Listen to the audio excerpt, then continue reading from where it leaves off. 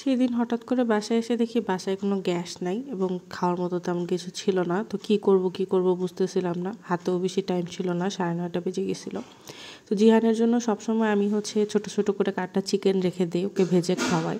তো ওর জন্য চিকেন যেগুলো ছিল সবগুলো ভাজতে ভাজতে চিন্তা করলাম চিকেন দিয়ে কিছু একটা করব। তো চিকেন ভাজতে ভাজতে চিন্তা করলাম যে আজকে চিলি চিকেন করে ফেলি। তো যেহেতু জিহানের জন্য প্রথমে ভাজতেছিলাম, এর জন্য ওখানে কিছুই দিছিলাম না। পরে আমি একটু রসুন ছোট ছোট করে কেটে এটার মধ্যে দিছি। জিহানের জন্য তুলে রাখার পরে আমি এটার মধ্যে লবণ অ্যাড করছি।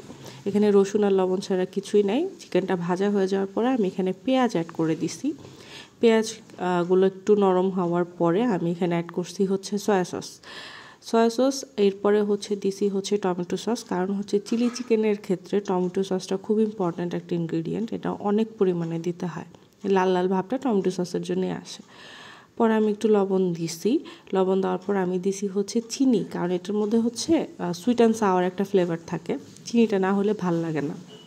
এখানে আমি অনেকগুলো চিলি ফ্লেক্স দিয়ে দিছি। তারপর দিছি অরিগানো এবং চিলি ফ্লেক্স দেওয়ার পর একটু ভাজা ভাজা করে আমি পানি দিয়ে দিছি। এখন চেহারাটা খুবই সরি দেখা যাচ্ছে, কিন্তু আসলে এরকম চেহারাটা থাকবে না। যাই হোক, পানি দেওয়ার পরে আমি গিয়ে একটু নেড়ে চেড়ে এখন আমি এটাকে কুক হইতে দিব। এটা এখন 10-15 মিনিট কুক হবে। চিকেনটা একটু ভালো মতো কুক হবে, ভিতরে মশলাগুলো ঢুকবে। কুক হওয়ার পরে আমি এখানে একটু পানির সাথে কর্নফ্লাওয়ারগুলো দিয়ে দিছি, কারণ চাইনিজের যতগুলো রান্না থাকে এটার মূলত যে গ্রেভিটা থাকে এটা অনেক থিক থাকে।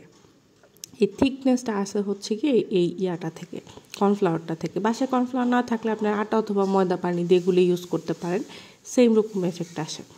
যাই হোক, 5 মিনিট রান্না হওয়ার পরে এই গিয়ে চিকেনের অবস্থা। আমি এখানে ছোট ছোট করে একটু মরিচ দিয়ে দিছিলাম। এই তো এই আমাদের চিলি চিকেন। Thank you.